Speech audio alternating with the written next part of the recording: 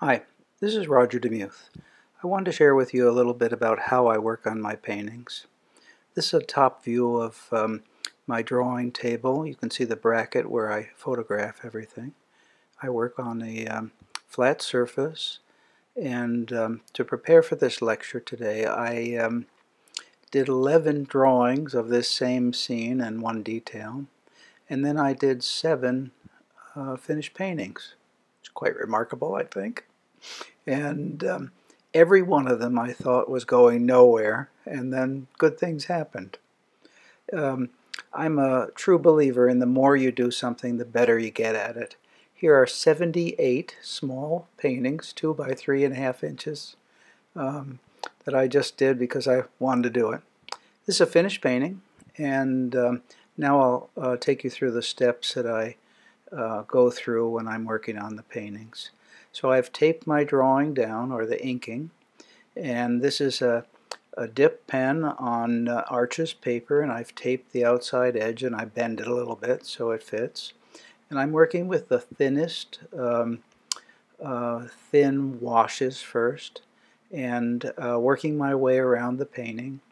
On the right is a Robert Wood watercolor palette, and it's I like it a lot because it has a large mixing area in the center, and then all of my wells are around the outside. You can see I've added a couple of extra square pans or rectangular pans for extra pigment. And right now I'm building up some intensity to the colors. I'm putting a white opaque around the outside, and I've got 2 or 3 examples of this technique here, so if I'm skipping ahead or slowing down, I'll catch up.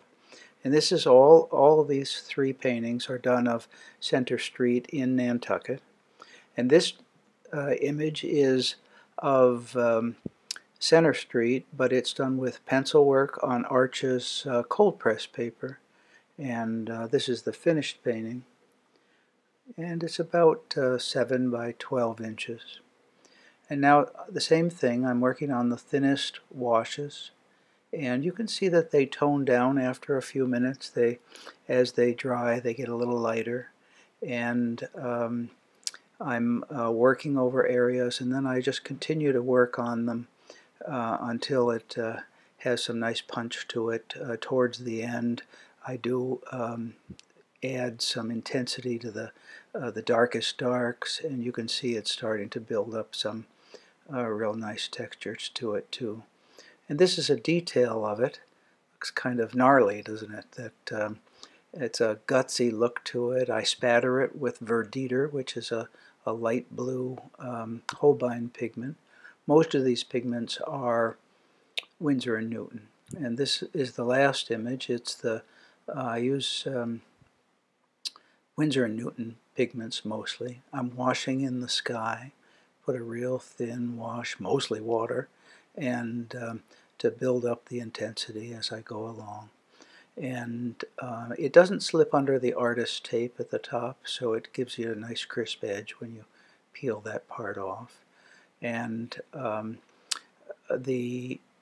working on the shadow areas in the street, and next the trees, and you know, I always think that there's an ugly part of every painting, and in the middle somewhere along this line, I'm almost ready to throw it away, and it happens every time, so I'm used to it. But it's still you don't think it's going the right direction. You know, you start out too heavy, too dark, you know, all those type of things. But I'm working on the windows and working my way around them. There's always a little bit of white space around quite a few of these objects so the paints don't bleed together. And there's, you know, in Nantucket there's white trim on quite a few of the buildings. So that's kind of the saving grace about this whole technique that I use. And I've built up some real darks already, and I'll continue to work my way around, and building up my green areas, adding a little blue for the shadows, and on the left I've started to build up color in the clapboard facade of the front of the building.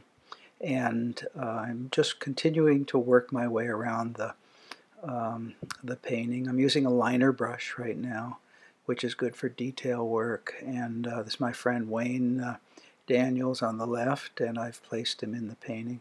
I've done a little spattering with Verditer and white, and this is the completed painting. So for more information on my work, go to youtube.com and or RogerDeMuthWatercolors.com. Thank you.